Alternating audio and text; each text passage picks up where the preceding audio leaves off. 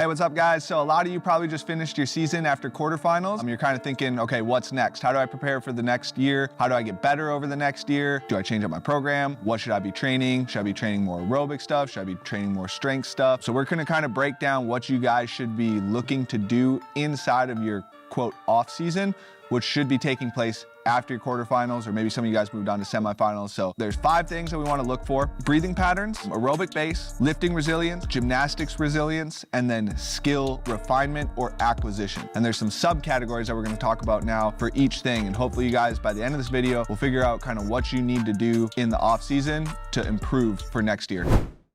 A lot of the times, even at the elite level, we get into poor breathing patterns over the course of the season just because we're over breathing during our workouts. Our CO2 tolerance gets super high or super low.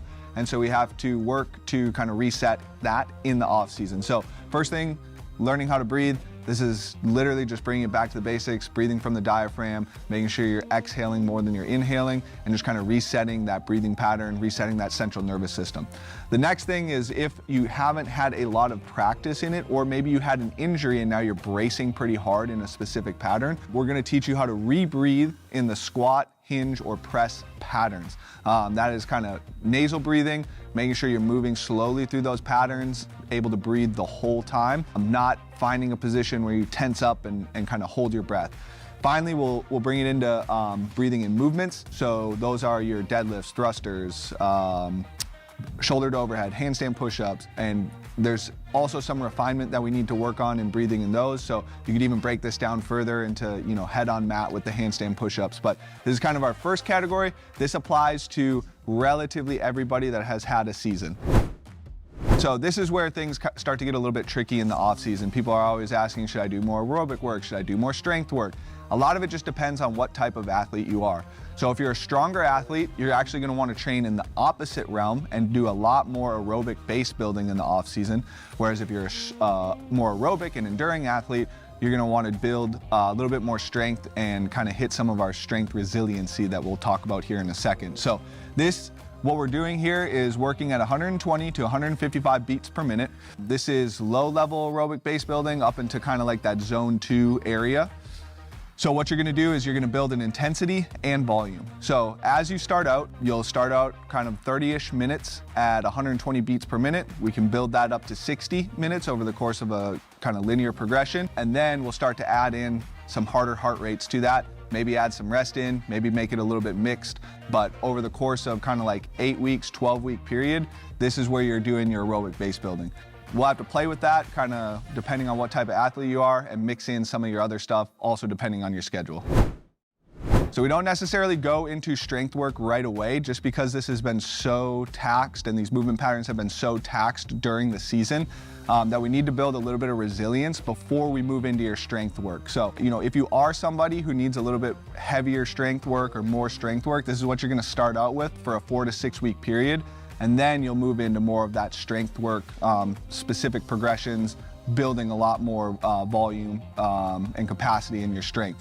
What this is also gonna do is gonna set you up for success from injury later on down the road, getting into that January, February timeframe when open rolls around. So what we're doing here is we're refining movement patterns with load, maybe even doing some kind of rotational work inside those movement patterns. Since CrossFit uses a lot of kind of sagittal plane, up, down, moving forward to backwards, we'll throw in some rotational work there. We're gonna work on ligament and tendon strength, and we're gonna do this through tempos. And then those tempos will also help you work on positional strength. So maybe you have issues getting out of the bottom of your squat. Your sticking point is like 1 1/4 or 1/4 up the way on your squat. Maybe your deadlift pulling off the ground or 1 inch off the ground is an issue. Maybe you have a sticking point kind of on your press or your handstand push-ups 3/4 of the way up. We can work those positions with specific tempos or just doing isometric work in that position or in that sticking point, and it'll develop a lot more resilience. The other thing that this does is it allows you to get a lot more volume of strength work in down the road in the season. So maybe you are traditionally doing sets of 5. Now we can possibly up that into the 8 range, even the 10 range of some pretty heavy strength work because you've built that base for your lifting. So with this one, we're also focusing on tendon and ligament strength. A lot of this is done through isometric, strict gymnastics work, tempo on your strict gymnastics work, also some accessory movements that might be lightly loaded dumbbells, banded work, etc. Just to strengthen up your scapulas, strengthen up some of those tendons in the shoulder, labrum, and some of the rotator cuff muscles specifically. Then we'll move into some muscular endurance stuff. So these are a lot more isometric holds. You can think like chest to ring row holds, static holds over the bar, things where you're just developing a lot of time under tension. Then the last thing we'll do, so after kind of like 4 to 6 weeks, is we'll start building out that volume in those movements, which you should be able to handle after hitting a lot of gymnastics or some of these ligament strengthening and muscle endurance. So this would be somebody who has a little bit more of a gymnastics limitation in their training. We would throw this in probably on top of something like a strength work or your aerobic base work. So again, this is kind of like a 3 to 5 session week.